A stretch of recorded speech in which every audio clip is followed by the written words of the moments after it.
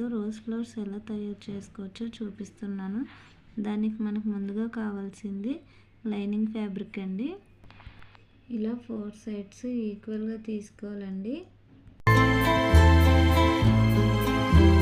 సెంటర్లోకి తీసుకొచ్చి మధ్యలోకి ఒక ఫోల్డ్ చేయండి.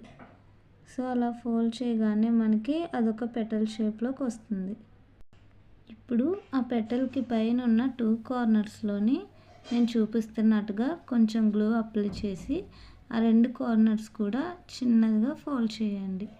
సో మనం అలా ఫోల్డ్ చేసామంటే మనకి కంప్లీట్ పెటల్ షేప్లో వస్తుందన్నమాట.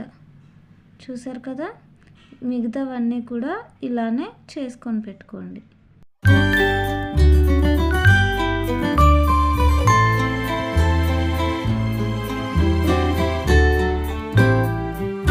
ఇప్పుడు మనకు కావాల్సినంత హైట్లో సిల్వర్ వైర్ తీసుకొని దాన్ని కొంచెం బెండ్ చేసుకొని దానికి చుట్టేస్తే మనకి కిందన గుచ్చుకోకుండా ఉంటుందన్నమాట.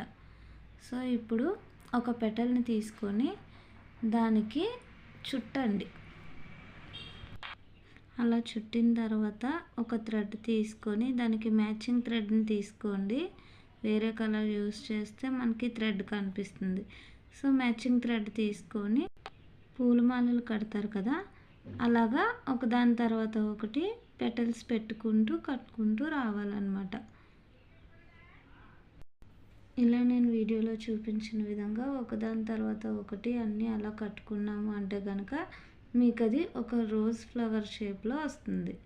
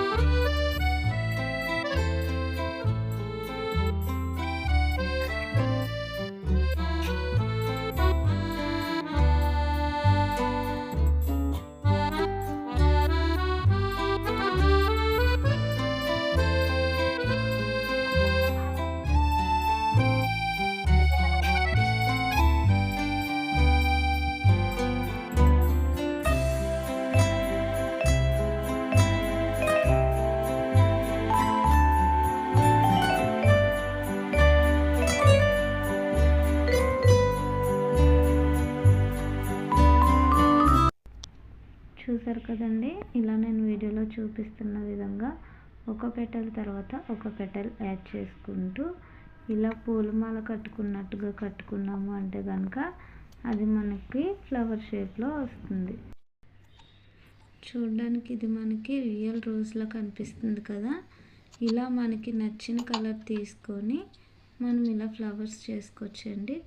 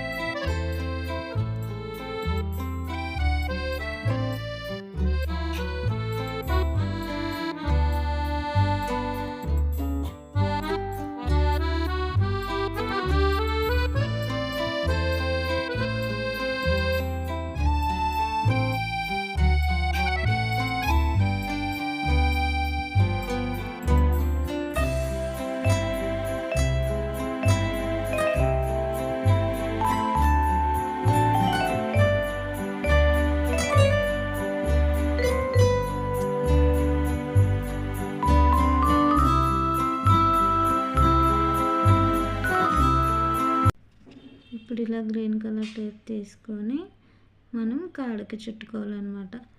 కొంచెం గ్లూ అప్లై చేసుకోండి. గ్లూ అప్లై చేసుకుంటే కనుక మనకు అది ఊడిపోకుండా ఉంటుంది. గ్లూ అప్లై చేసుకొని కింద కాడకి చుట్టుకున్నాము అంటే కనుక అది మనకి ఫ్లవర్ షేప్లో కనిపిస్తుంది. చూసారు కదా.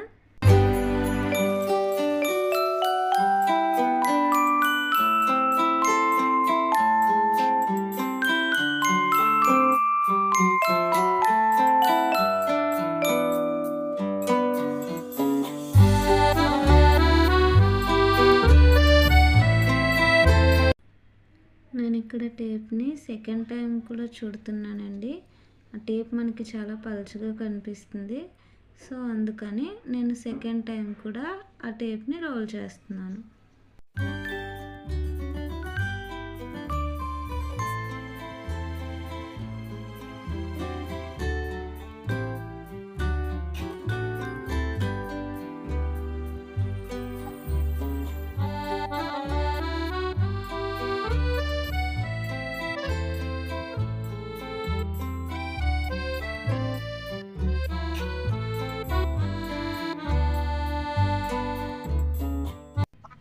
అంతే అండి, చూసారు కదా ఎంతో అందంగా కనిపించే రోజ్ ఫ్లవర్స్ తయారైపోయాయి.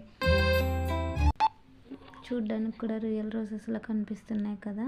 మీకు కూడా నచ్చినట్లయితే వీడియోకి ఒక లైక్ చేయండి.